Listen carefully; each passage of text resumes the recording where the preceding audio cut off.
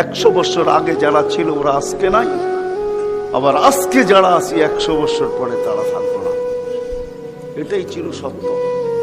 এই জন্যই আমাদের নবীজি বয়সকে নিয়ে আলোচনা করছেন, এত দরদ দিয়ে উম্মতকে বুঝাইছেন, উম্মত বয়স কিন্তু ছোট, উম্মত বয়স কিন্তু ছোট।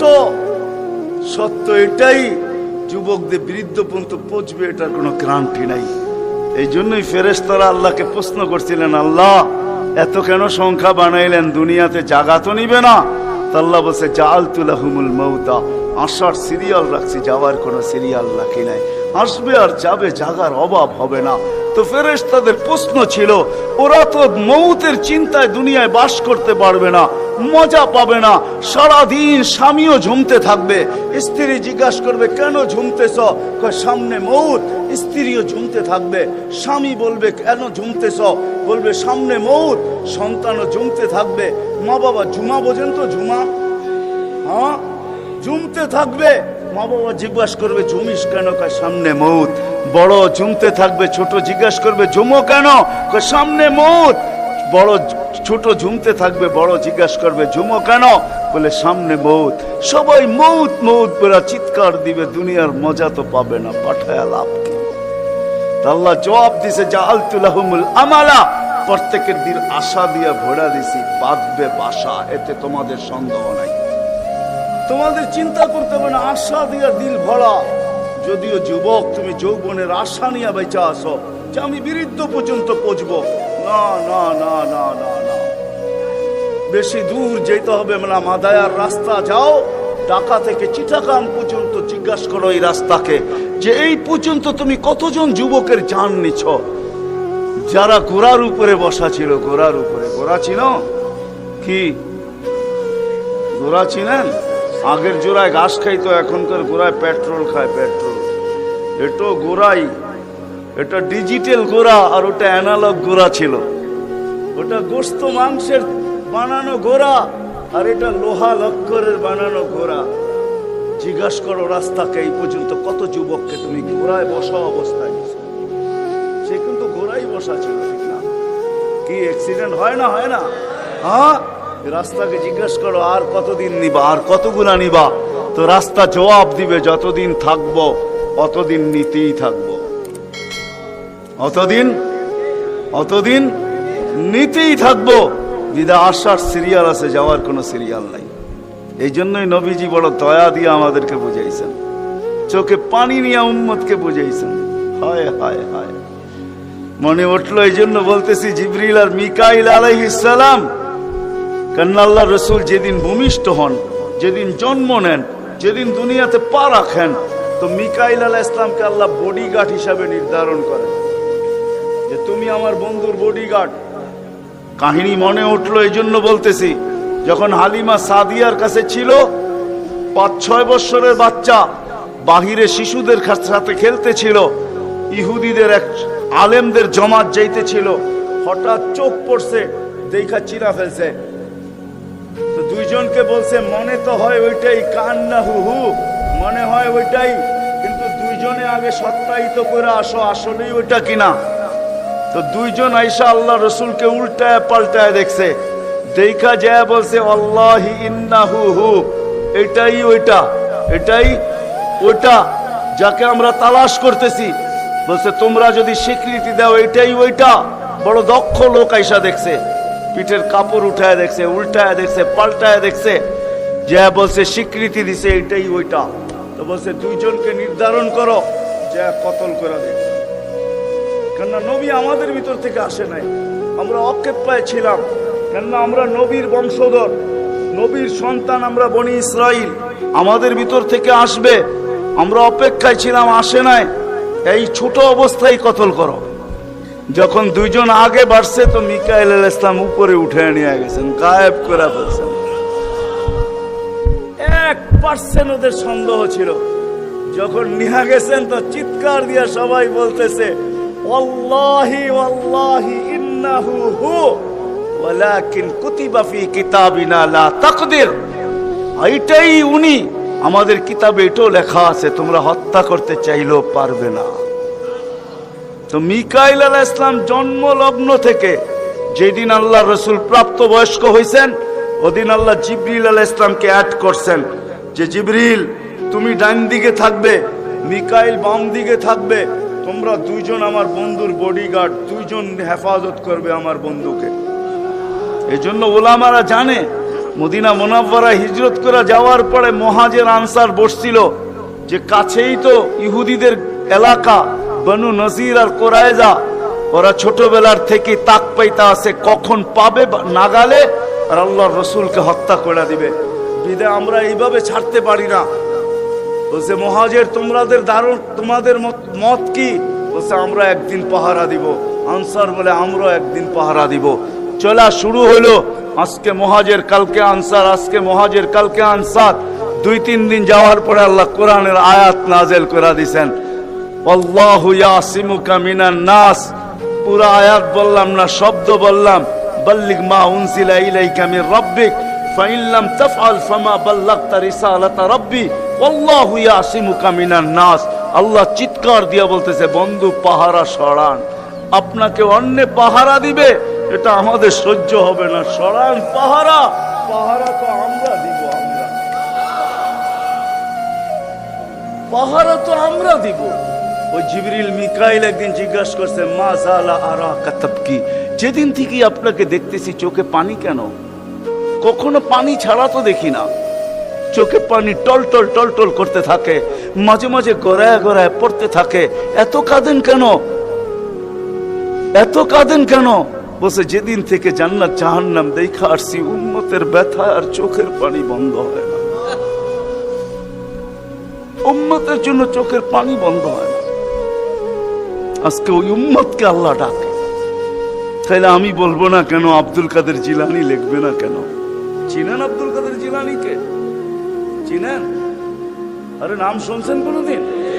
পীরানে পীর বড় পীর আব্দুল কাদের জিলানী রহমতুল্লাহ আলাইহি উনি লেখছেন, হায় ওর চেয়ে বড় হতভাগা কেউ নাই, ওর চেয়ে বড় কপাল পোড়া কেউ নাই, ওর চেয়ে বড় নিমক হারাম কেউ নাই, ওর চেয়ে বড় অকৃতজ্ঞ কেউ নাই, ওর চেয়ে বড় নিকৃষ্ট কেউ নাই। আল্লাহ ডাকলো আর আসলো না, নামাজের জন্য ডাকলো আর আসলো না, আসলো না। বলে নিকৃষ্ট কেন বলছে আব্দুল কাদের জিলানী রহমতুল্লাহ আলাইহি? কেননা শুকর সকালবেলা ওঠে, ঘুমের থেকে উঠার পরে বলে, আল্লাহ ঘুমের থেকে উঠলাম, সামনে কিন্তু তাকাবো, কাইলা ইয়াকা আউয়ালা নাযরিন আলা মান লা ইউসাল্লি, যে নামাজ না পড়ে ওর উপরে যেন আমার প্রথম দৃষ্টিটা না পড়ে। আল্লাহ জিজ্ঞাসা করে কেন? আমার কাছে ও আমার চেয়ে নিকৃষ্ট। কেন? আমি তো সকালে উঠি, উঠেই বলি আলহামদুলিল্লাহিল্লাযী খালাকানি আবতারা খালকি, প্রশংসা ওই আল্লাহর যিনি আমাকে সৃষ্টির ভিতরে সবচেয়ে নিকৃষ্ট তৈরি করছে, তারপরও তোমার প্রশংসা।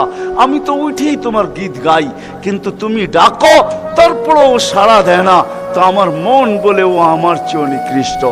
দ্বিতীয় দলিল দেয় যে আমি তো জাহান্নামে যাব না, উকুদুহান নাস ওয়াল হিজারা, মানুষই তো জাহান্নামে যাবে।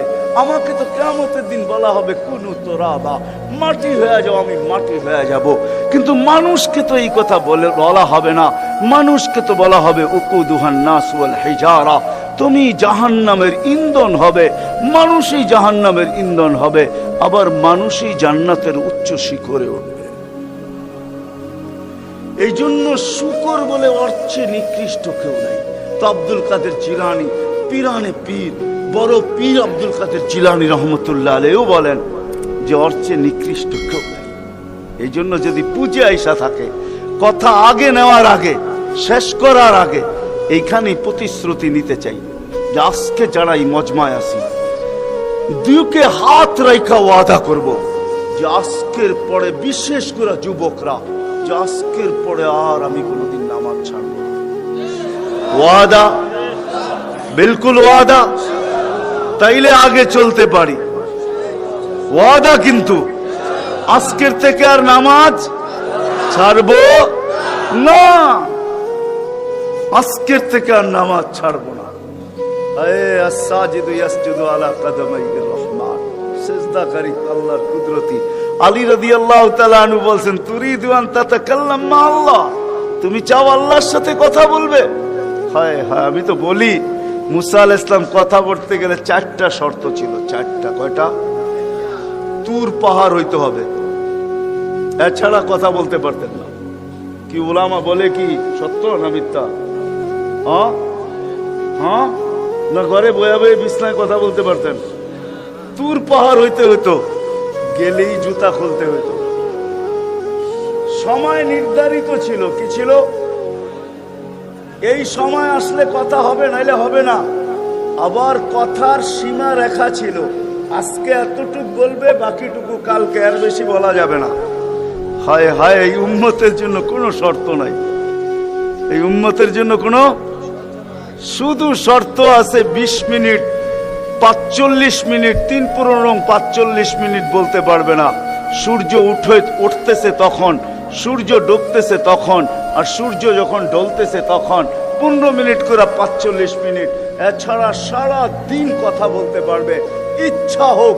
এই জন্যই আলী রাদিয়াল্লাহু তাআলা আনহু বলেন, তুমি চাও আল্লাহর সাথে কথা বলতে, ফালতুসাল্লি, তাহলে নামাজে দাঁড়াও।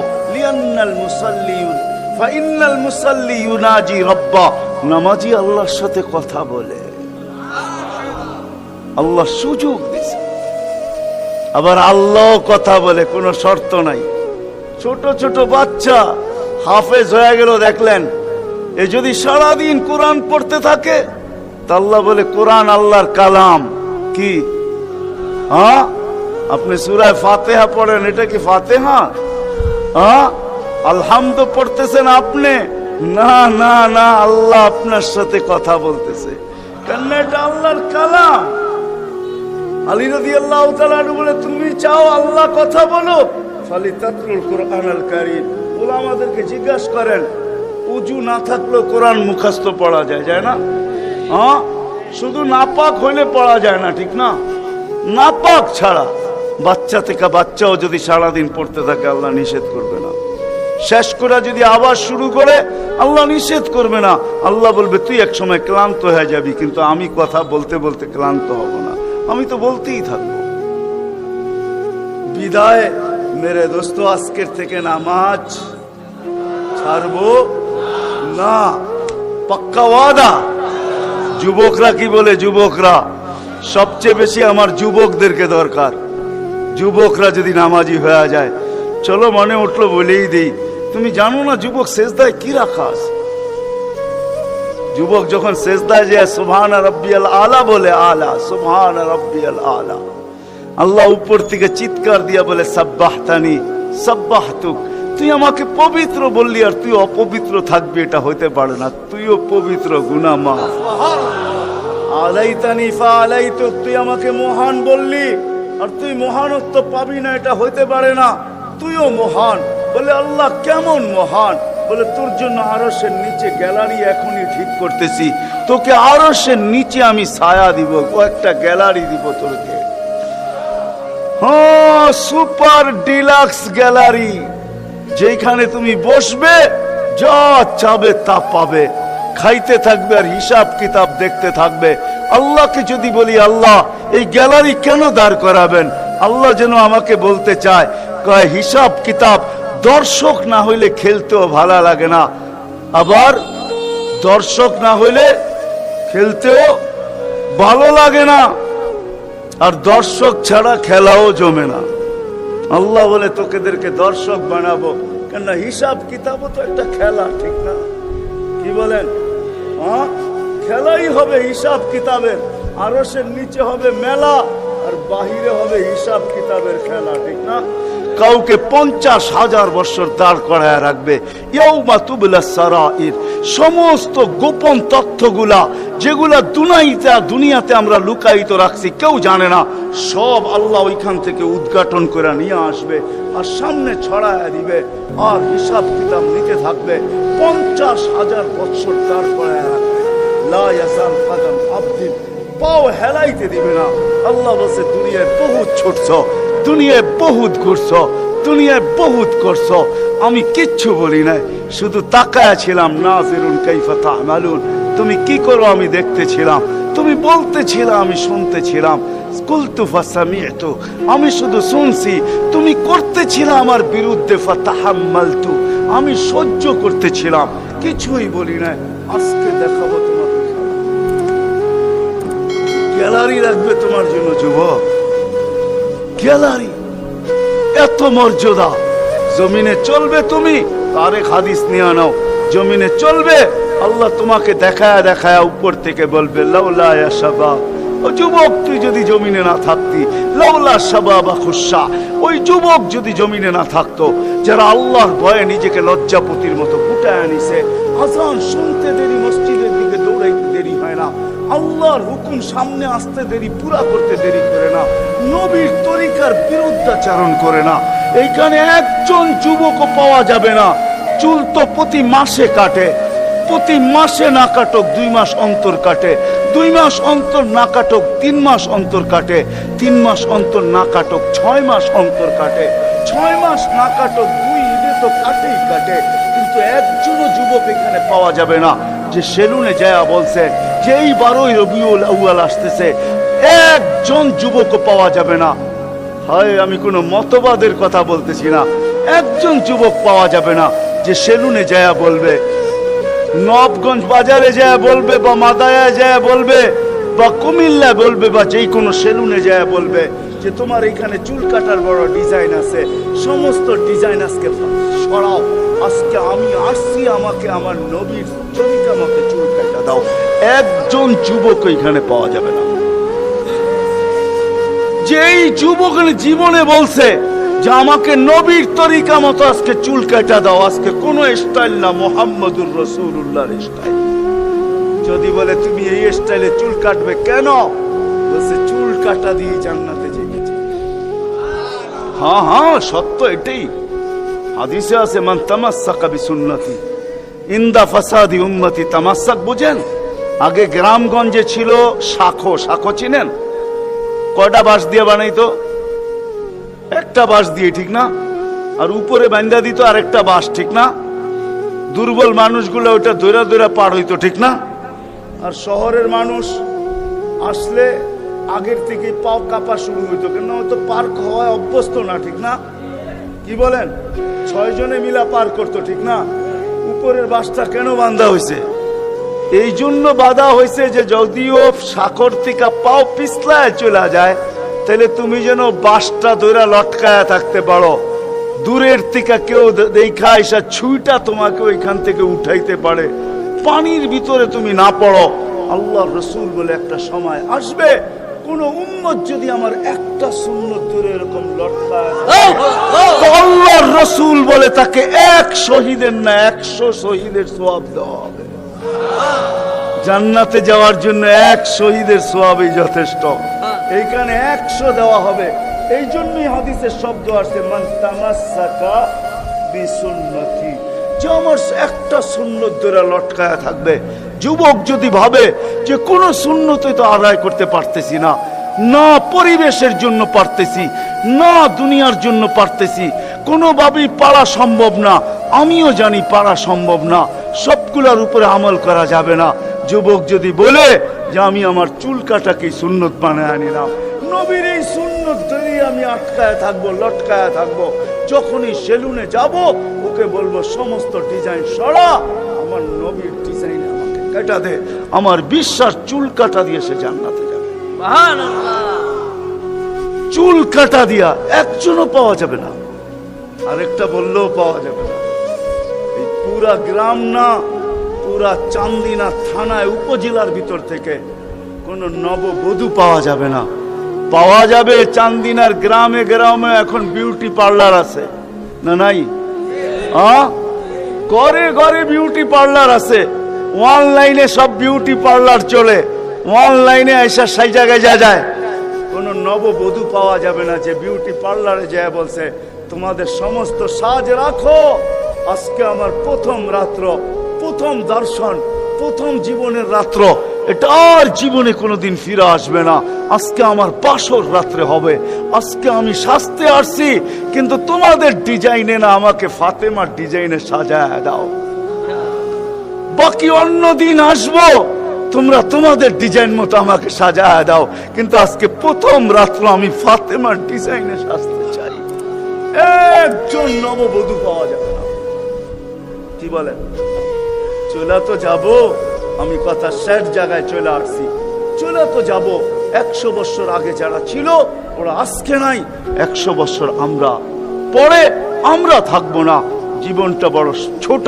আল্লাহর রসুল বড় দয়া দিয়ে আমাদেরকে বুঝাইতে চেষ্টা করছেন, উম্মত হেলায় হারায় না, ওই জীবনটাকে হেলায় হারায় দিও না, ওটাকে গ্রহণযোগ্যতা পর্যন্ত পৌঁছাও, গ্রহণযোগ্যতা পর্যন্ত পৌঁছাও। কিয়ামতের দিন আমি যেন তোমাদেরকে নিয়ে গৌরব করতে পারি। জিজ্ঞাসা করেন, হাদিসে আছে আল্লাহর রসুল আমাদের কাছে দরখাস্ত রাখছে, এরকম হয়ে আইসো যে আমি কিয়ামতের দিন তোমাদেরকে নিয়ে গৌরব করতে পারি। এরকম নিয়ে আইসো না যে আমি কিয়ামতের দিন তোমাদের বিরুদ্ধে চলে যাই।